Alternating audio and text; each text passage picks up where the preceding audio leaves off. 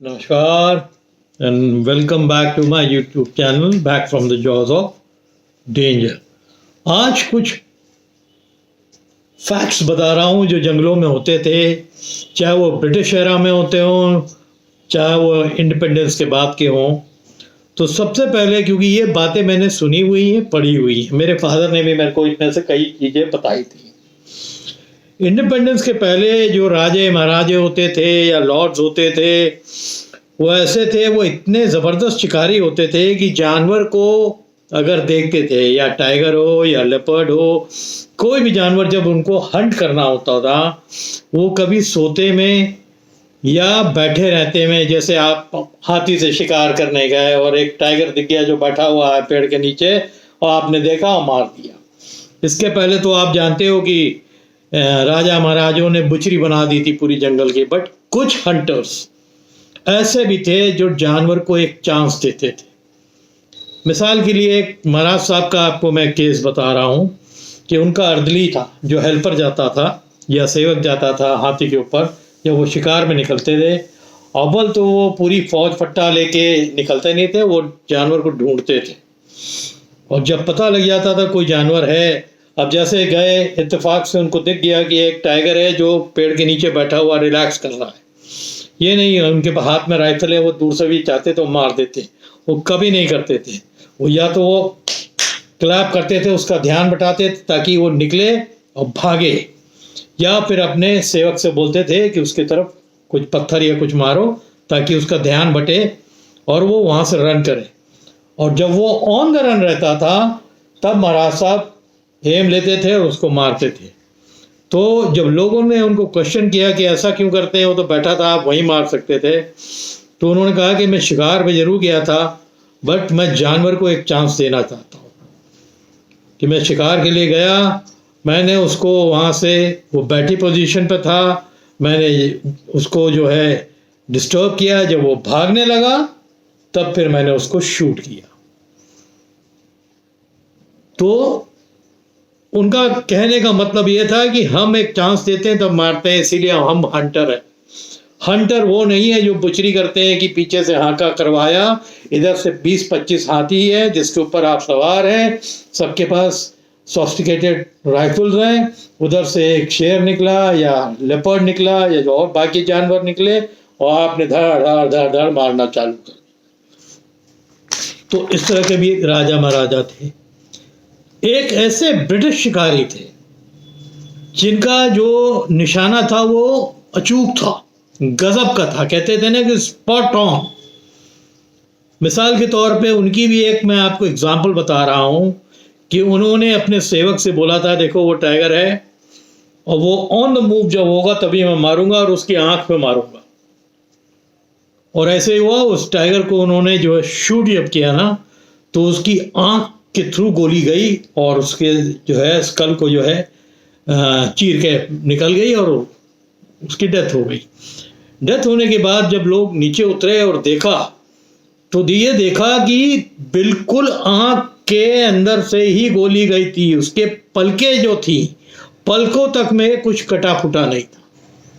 इतने accurate Hunter थे वो। तो चांस भी देते थे और एक्यूरेसी ऐसी है, वो एग्जाम्पल मैं बता रहा हूं किस तरह के हंटर्स हुआ करते थे। अब तीसरी बड़ी इंटरेस्टिंग आपको एक किस्सा बता रहा हूं जो कॉर्बेट के डिकाला एरिया का ही है। 70s-80s में जो डिकाला FRH है, जो फॉरेस्ट रेस्ट हाउस है, उसमें जो लोग सैलानी जो विजिटर्स आते थे, ठहरते थे, तो दिन में तो ये लोग सफारी करते थे। उस समय तो एलिफेंट की सफारी भी होती थी। धीरे धीरे एलिफेंट की सफारी को उस एरिया से ख़त्म कर दिया गया, कॉर्बेट से ही ख़त्म कर दिया गया। अब तो खाली जीप सफारी होती है या कैंटर की सफारी होती है, उस ज़माने में होती थी। तो जब ये लोग सफारी से लौट के आ जाते थे तो FRH में उस समय फेंसिंग भी नहीं थी। उस समय जो डिकाला का FRH है, उस समय कोई वाइड फेंसिंग नहीं हुआ करती थी, वो ओपन था।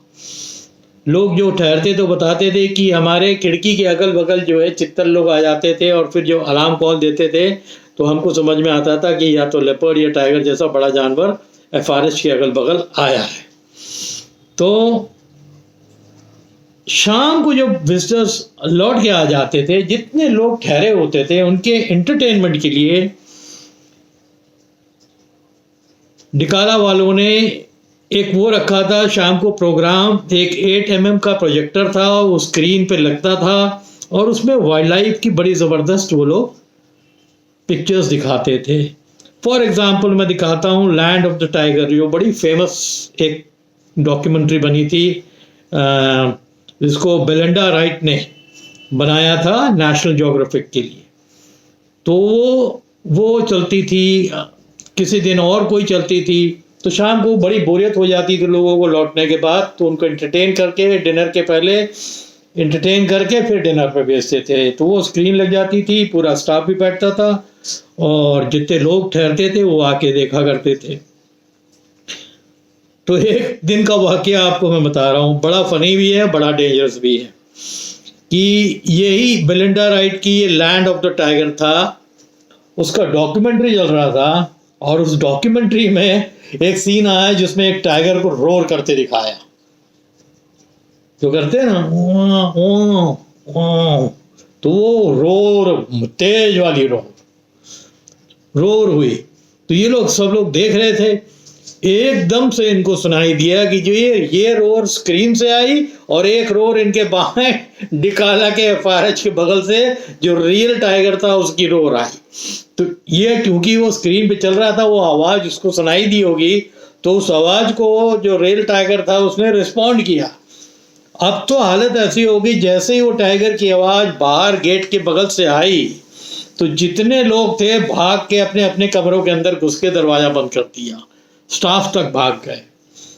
तो फिर जितने वहाँ के जो फॉरेस्टर्स थे वो लोग गए वहाँ, जो भी इनका तरीका होता है एयर में फायर करते हैं, उसको भगाया वहाँ से, टाइगर भाग गया। तो उस टाइम के बारे में सोचिए कि जब फेंसिंग भी नहीं होती थी, लोग बड़े हिम्मत वाले थे, जाके ठहरते थे, वाइल्ड लाइफ असली वही एंजॉय करते थे।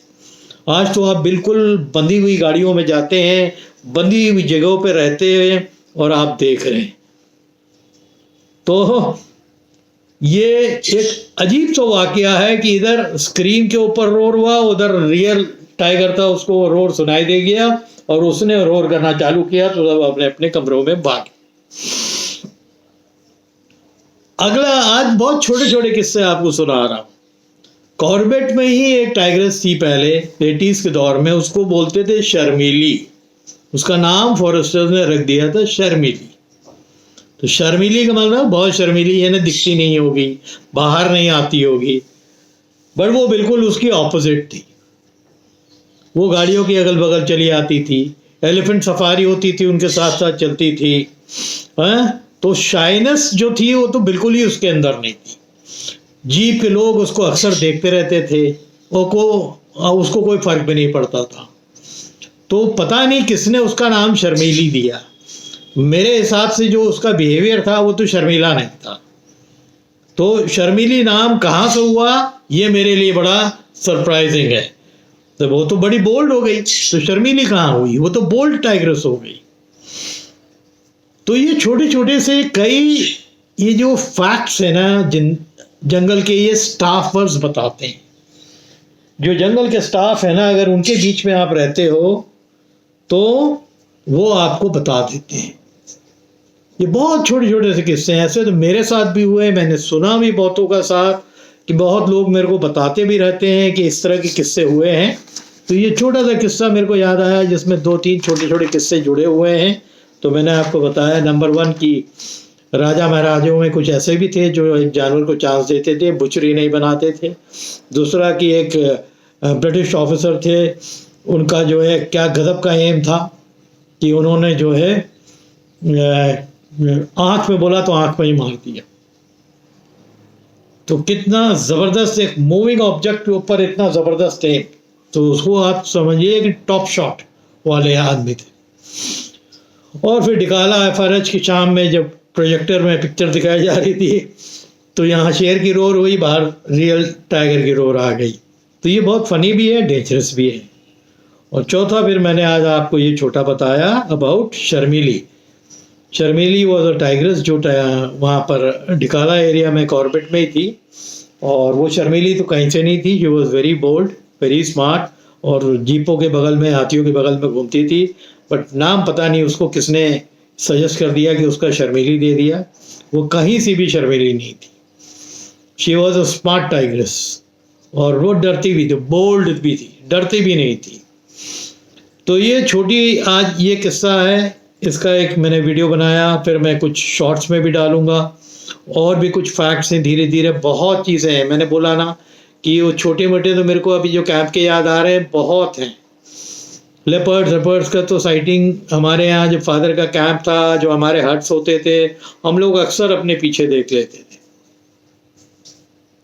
बड़ा कॉमन था।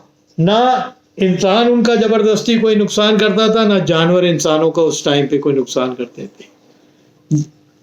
इक्का दुक्का तो हर जगह केस होते हैं कि एकदम ही आप वो एक सोते जानवर के ऊपर आ गए तो उसने अटैक करना ही करना है अपने सेल्फ डिफेंस पे। तो उस तरह के केसेस ज़्यादा आते थे। आगे और भी इस तरह की बातें, आपको जो फैक्ट्स हैं वो आपके साथ शेयर करूँगा। होपफुली आपको ये इंटरेस्टिंग लगी होगी। अगर इंटरेस्टिंग लगी है तो इसको शेयर करिए लोगों के बीच में, और कमेंट करिए उसके ऊपर कि आपको ये कैसा लगा। उम्मीद करता हूँ आप लोग सब हेल्दी होंगे एंड तगड़े से होंगे। Thank you.